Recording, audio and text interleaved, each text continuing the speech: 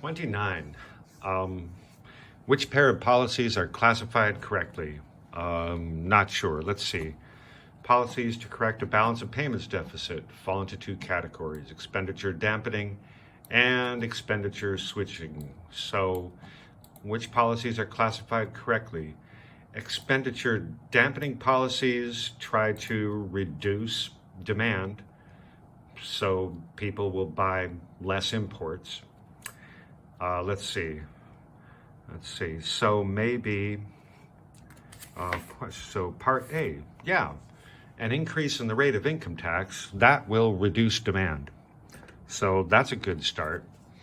And expenditure switching is switching people from buying imports, domestic consumptions, changing domestic consumption from purchasing imports and just purchasing local goods and services. So if we devalue the currency, then imports will cost more. That will reduce the purchases of imports, and exports will cost less. So also good. Yeah, A's the answer, right? Let's see. B says an increase in the rate of value-added tax. That will decrease spending, but the value-added tax is applied to all products. I think they didn't say it was not applied to imports, so I don't think that will be very effective, but probably good. The imposition of import quotas, that will switch from buying imports to buying domestic. And C says devaluation of the currency, but that's not expenditure dampening policy, that's a switching policy. So no. And import quotas that's a switching policy, that's not a dampening policy. So the answer for 29 must be A. How about 30? I think it's too big. The U.S. Federal Reserve has a stable price, 2% inflation target, and a full employment target. That's true. The diagram shows the inflation rate and unemployment rate between 2007 and 2014. You can see that, and you know this style of question, we're going to need to start seeing what can be concluded about the performance of Federal Reserve economic policy. Inflation and employment. Let's see.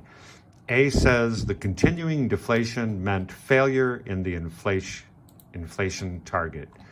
They said continuing deflation, but there was no deflation, so A cannot be true, so not A. B says the inflation target was achieved less frequently than the employment target.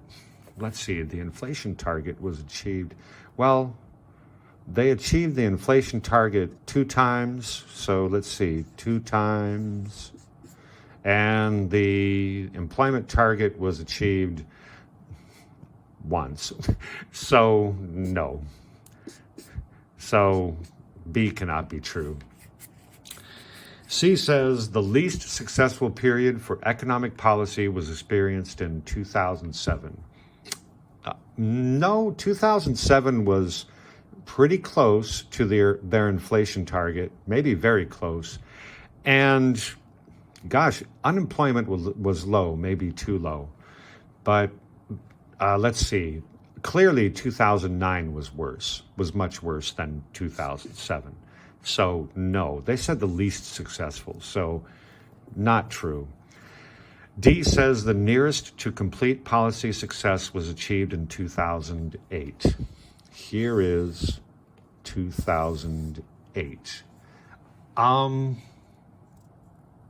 Yes, right? It definitely wasn't 2009 and 2010 and 2011, and wow, these are all too high. So definitely say, yeah, D is the answer for question 30. The others are simply not true. So that's the end of this one. You can comment, ask questions over here. You can subscribe. And I'll see you next time.